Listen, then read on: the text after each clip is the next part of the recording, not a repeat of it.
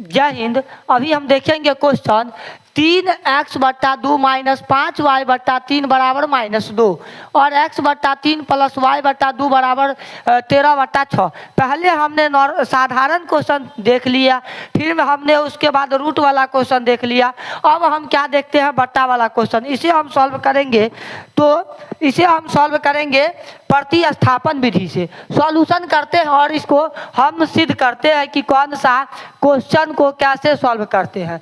Solution क्या है, तो क्वेश्चन हमारा 3x/2 - 5y/3 बराबर -2। अगला क्वेश्चन है x/3 + y/2 बराबर 13/6। अब हम क्या करते हैं, इसको समीकरण 1 और इसको समीकरण 2 मान लेते हैं।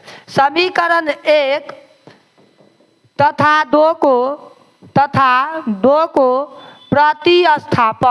प्रतिस्थापन विधि से हल करने पर अब इस दोनों समीकरण को क्या करते हैं, हल करने पर अब ये दोनों समीकरण को हम प्रतिस्थापन विधि से हल करेंगे। समीकरण 1 क्या है, तो यहाँ पर है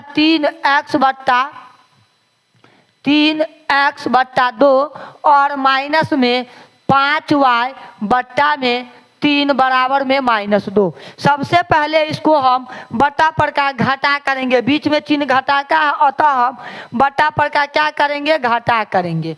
तो ये दोनों का लघुत्तम लेंगे तो ये कितना आ जाएगा भाई, तो ये दोनों का लघुत्तम 6 आ जाएगा। तो 3 दूना 6, तो ये क्या हो जाएगा, 3 तिया 9x और यहाँ माइनस का चिन्ह है, माइनस देंगे और यहाँ 3 दूना 6 तो 5 दूना 10y और बराबर में -2। अब हम क्या करते हैं, तो दोनों को हम ये जो है दोनों को पहले इधर जो भाग में है गुना में भेज देते हैं। 2 गुने 6 जहाँ पे 9x - 10y बराबर -12। अब क्या करते हैं, तो ये जो माइनस में उधर भेज देते हैं प्लस में, तो ये 9x बराबर क्या हो जाएगा, 10y - 12। अब ये जो हम पिछले वीडियो में बताए थे आपको कि ये क्या है, जो हमारे पास चर मान है वह केवल और केवल एक ही होना चाहिए, इसके पीछे कोई भी अचर नहीं होना चाहिए। तो 9 को हम दूसरा दिशा में भेज देते हैं,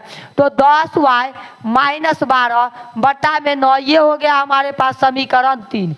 समीकरण 3 का मान समीकरण 2 में रखने पर समीकरण 2 में रखने पर तो अब जो है रखने पर, तो हमारे पास क्या है, समीकरण 2 x/3 और प्लस में क्या, तो y/2 और बराबर में 13/6। अब इसको हम क्या करते हैं, सबसे पहले सॉल्व कर लेते हैं। तो ये दोनों का एलसीएम निकालेंगे तो क्या आएगा, 6। अब दोनों का लघुत्तम 6 आया, तो 3 दूना 6, तो यहाँ पे क्या आएगा 2x और प्लस में 2 तिया 6, तो यहाँ क्या आ जाएगा 3y बराबर 13/6। अब देखो इधर भाग में उधर जाएगा गुना में, तो नीचे से नीचे काट के खत्म कर देते हैं। तो क्या आ जाएगा 2x + 13y बराबर क्या आ जाएगा,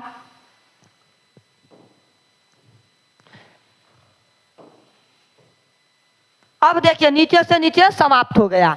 तो अब क्या लिखेंगे, अब लिखेंगे 2x + क्या, तो 3y बराबर 13। अब इसमें क्या करते हैं, x का मान रख देते हैं। तो x का मान क्या है, तो यहाँ पे आपको x का मान दिख रहा है।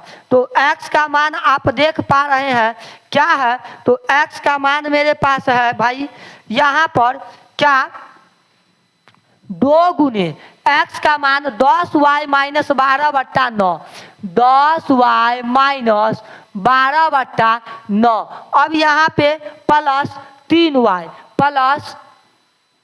3y बराबर बराबर में क्या है तो 13। तो अब यहाँ पे हम क्या करते हैं 13, ये 2 से दोनों को गुना करते हैं, क्या हो जाएगा 10 दूना 20y माइनस 12 दूना 24/9 और प्लस में 3y बराबर 13। अब क्या है तो प्लस में जो है सो पहले बट्टा पर का जोड़ घटा कर लेते हैं, तो बट्टा पर का जोड़ होगा तो ये 9, तो यहाँ पे ही क्या होगा 20y माइनस 24 और प्लस, अब यहाँ पर 9 इकाई 9 तो 3 नमा 27, तो यहाँ पे ये क्या हो जाएगा 27y बराबर 13। अब क्या है तो इधर भाग में है भेज देंगे गुना में, तो 20 और 27 को जोड़ेंगे तो ये हो जाएगा 47y माइनस 24 बराबर 13 गुने 9, जो कि यहाँ पे 47y माइनस 24 बराबर 13 नमा 117। अब जो माइनस में उधर चला जाएगा प्लस में, तो 47y बराबर 117 प्लस 24, जो कि 47y बराबर क्या हो जाएगा 7 4 11 और 2 1 3 और हासिल मिला के 4, और यहाँ पे क्या हो जाएगा 1 के 1। अब 47 को हम अगर कितना से गुना करें तो 3 से गुना करें तो ये हमारे पास 141 पूरेगा। तो इसको हम 47 से काटते हैं 3 मरतबे, तो y बराबर हमारे पास कितना आ गया 3।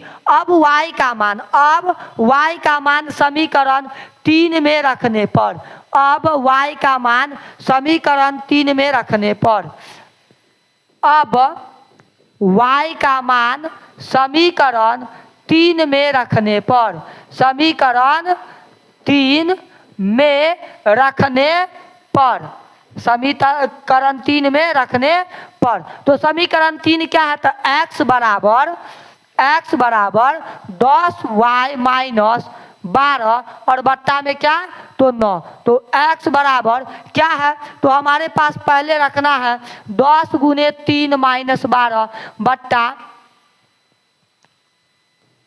अभी हमको क्या रखना है तो ध्यान से देखिए, अभी हम रखेंगे, अब समीकरण 3 में y का मान रखते हैं तो x बराबर 10 गुने क्या होगा 3 और माइनस 12 बट्टा में क्या आएगा 9। तो अब यहाँ से इसको क्या कीजिए गुना कीजिए, तो 10 तिया 30, तो x बराबर 30 माइनस 12 बट्टा 9, तो x बराबर क्या आएगा 18/9, जो कि 9 इकाई 9 9 दूना 18, तो x बराबर क्या आ गया 3, सॉरी x बराबर क्या आ गया 2, x बराबर 2 और y बराबर क्या आ गया 3। आई होप आपको ये बट्टा पर का भी जो भी क्वेश्चन था वो समझ में बढ़िया से आ गया होगा। मिलेंगे नेक्स्ट वीडियो में, धन्यवाद।